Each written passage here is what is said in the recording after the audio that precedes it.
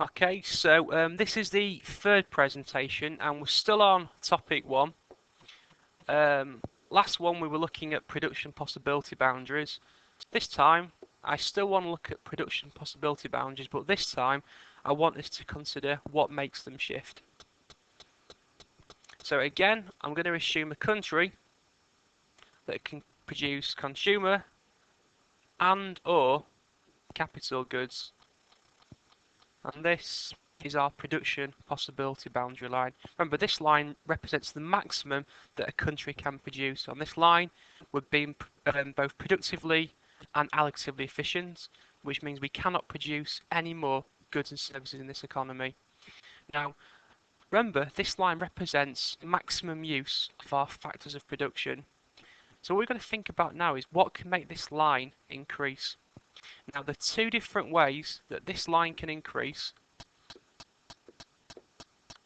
is linked to our factors of production, our economic resources of land, labour, capital and enterprise. Two words down here, increase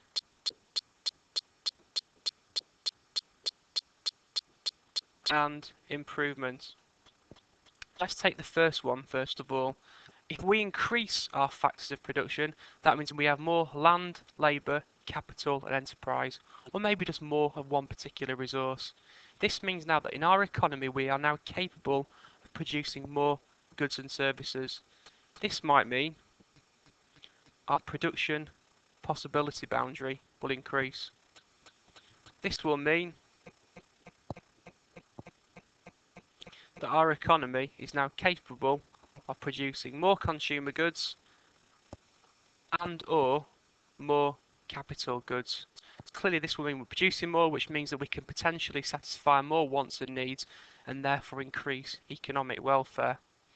So that's the most obvious way of increasing production possibility boundary. Clearly, if our resources were to reduce, it means that our economy is capable of producing less. So for example, after World War II, Britain lost lots of soldiers fighting in the war, which meant that we had less labour in the future, which meant our production possibility boundary decreased.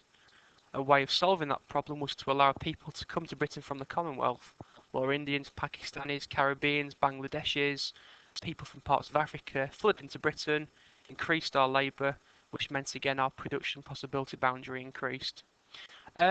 The second way we can increase our production possibility boundary is to improve our factors of production. Let's take a couple of examples. If we were to put money into education and training, what this will mean is that people are gaining more skills. This will mean that when they go get a job, they're capable of working more productively, which means they can actually produce more goods and services. This will clearly raise our production possibility boundary. Another way of improving, let's imagine we invest money into research and development. In other words, we're investing in capital. Better, bigger, more efficient machinery. If we do this, then again we're capable of producing more, which would increase our production possibility boundary. Third possibility, there's been lots of research into farming techniques over recent years. Different ways of getting more food from the same area of land. Genetically modified crops, messing with the DNA of plants so they become more efficient, so they grow bigger, taller for example. This will mean that we can produce more again, which increases our production possibility boundary. Clearly, if we lose skills, resources become less efficient, which means that our production possibility boundary would again decrease. Now, very, very quickly before we end this topic, let's consider what else can happen here. I'm just going to draw two more production possibility boundary diagrams. Again, I'm assuming we're looking at consumer and capital goods. Again, the PPB represents the maximum that we can do. Let's imagine we have this change. We can see here that our PPB is increased. But this time, it's increased more favourably for capital goods. Let's give you another possibility. Let's imagine this happens. This diagram,